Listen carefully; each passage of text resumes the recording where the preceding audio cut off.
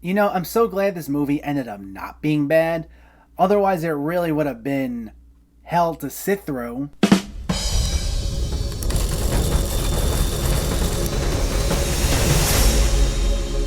How's it going, everyone? Welcome back to my channel. Today, we're talking about a brand new VOD release called Bloody Hell. Let me know in the comments before we begin what your thoughts on this movie were, if you saw it already, if you were looking forward to it, if you weren't planning on seeing it. Let me know so we can discuss. Also, just make sure to hit that thumbs up button if you like these reviews because it helps me out immensely by getting my channel out there and growing the community. And if you are new here, I hope you consider hitting that subscribe button so you can stay up to date with reviews of new films, older films, hidden gems, and so much more on a near daily basis. But let's not waste any more time and let's talk about Bloody Hell. This stars Ben O'Toole as Rex, a man with a mysterious past who flees the country to escape his own personal hell, only to arrive somewhere much, much worse.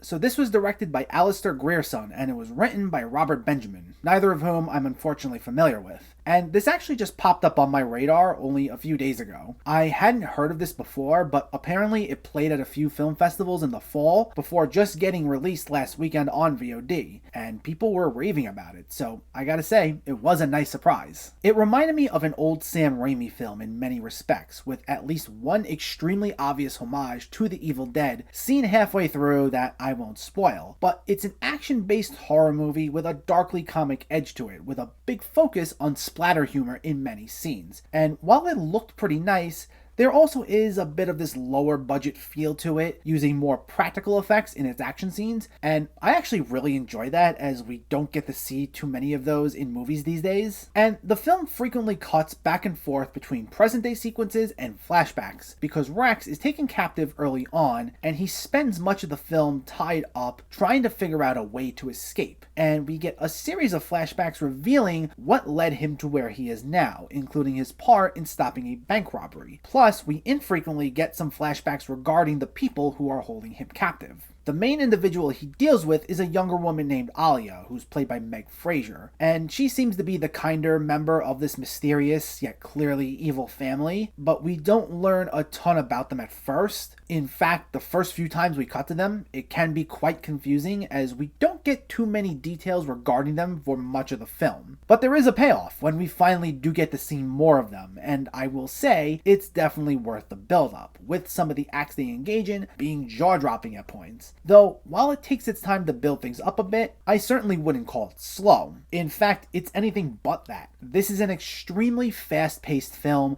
with a lot of stylish, quick edits, bouncy soundtrack choices, and loud sound effects when something physical is going on. And I really enjoyed Grierson's direction as he tried giving this a very lively, engaging feel. Now, it can give off this disorienting feel at times, especially during the beginning, though part of it is you're seeing this from Rex's perspective. Because, for example, what ends up happening in the first act is he constantly gets bombarded by the media due to his part in stopping this bank robbery. And he's just trying to have a normal day and live a normal life, yet everywhere he turns, there's paparazzi in his face at all sides taking pictures, and the sounds will be amplified and the cuts will be rapid fire to signify that it's bothering him. Plus, we also frequently get interactions where Rex is talking to his subconscious, which is a lively version of himself that will stand off to the side and will make some sort of wisecrack even as his life is being threatened, or he'll sometimes do things he wishes he can do, like he'll scream and flip a table at the people taking his pictures, or he'll curse someone out, or act like this badass action hero. And I thought this was by far the most fun aspect of the film. A lot of the laughs definitely stem from Rex talking to himself, and that's especially due to Ben O'Toole's incredibly animated performance. He's clearly channeling a lot of Bruce Campbell's manic energy from the Evil Dead movies, though he doesn't try to do this pale imitation. Like, he doesn't have a catchphrase like groovy or anything like that. He's just this sort of guy that when he's doing something, he goes all in.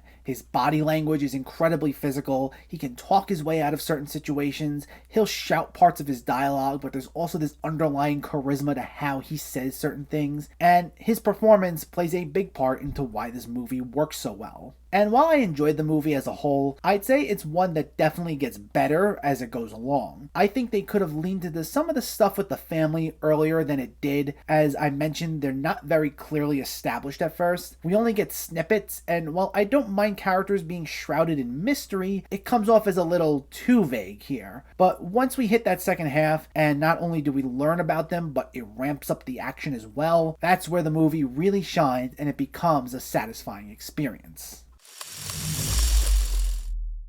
Overall, I found this to be a nice surprise and a fun B-movie. Ben O'Toole's totally bonkers lead performance is a big part as to why it works so well, but its rapid-fire editing, moments of dark comedy, and practical effects during its action scenes make it a lot of fun. It's a nice little standout for the first month of 2021, and if you can, give it a watch. It's out on VOD if you're able to check it out. Bloody Hell gets a 7 out of 10. So let me know, did you see Bloody Hell or are you planning to see it, and what were your thoughts? Did you find it funny? Do you like these silly B movies? Let me know in the comments below so we can discuss. Also, if you enjoyed this video, please like it and share it, and for more movie reviews and film discussion, please make sure to hit that subscribe button to stay updated. Thanks for watching everyone, and I'll catch you next time.